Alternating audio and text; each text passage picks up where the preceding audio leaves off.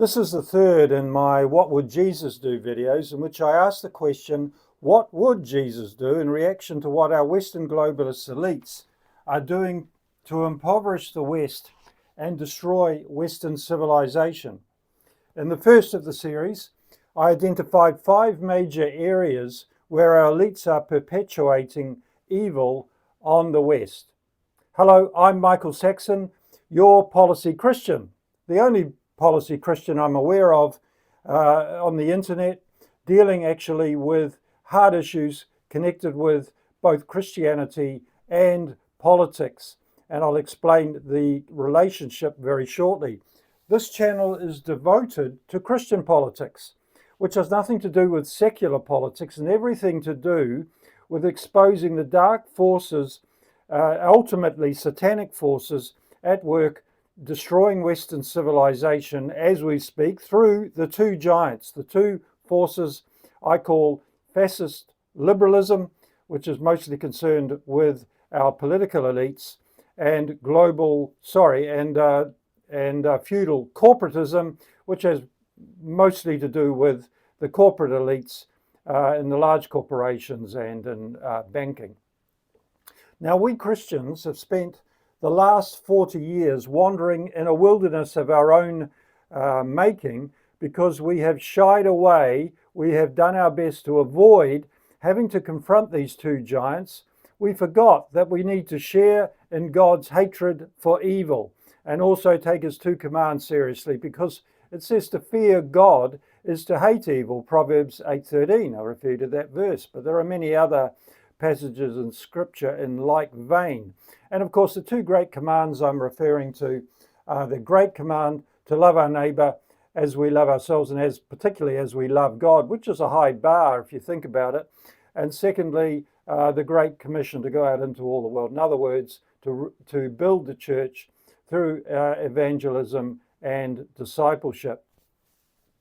Now, if you've been paying attention to this channel, you'll know I'm advocating a strategy I call the Next Generation Church Evangelism Strategy, which advocates leveraging off what I call Christian politics, using a platform based on the 5 core Christian worldview principles upon which the West was built, upon which it was founded, and upon which it grew. Everything we see today is rooted in those 5 core principles.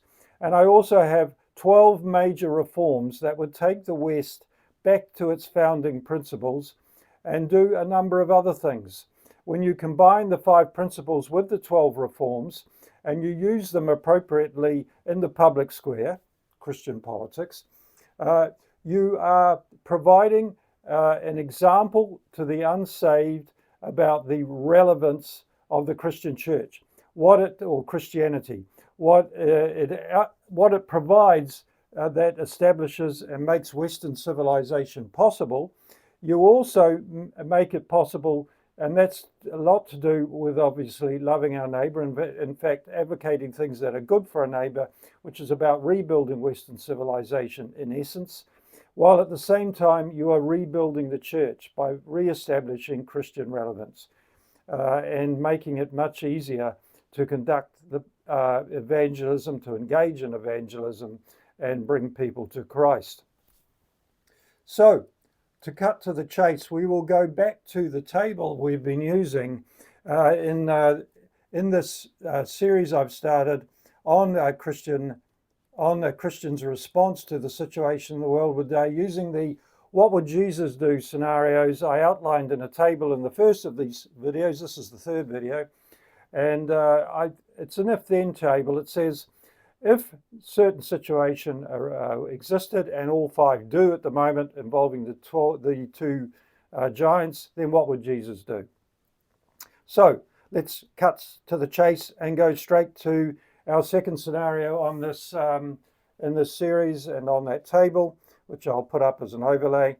And it states that a small self-interested elite is using their positions of advantage to accumulate vast wealth at the expense of everyone else. This is the wealth inequality situation that's arisen dramatically in the West over the last 40 years, and in particular, you could argue in the last 15 to 20 years.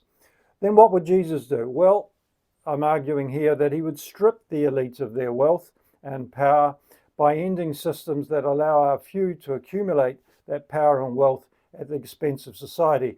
Remember when Jesus met the young wealthy guy who said he was doing everything to do with the law, and Jesus said, well, this one thing remains: get rid of your wealth and follow me. So this, what I'm talking about here, follows in that vein. Now, this time round, we're going to look at seven of the reforms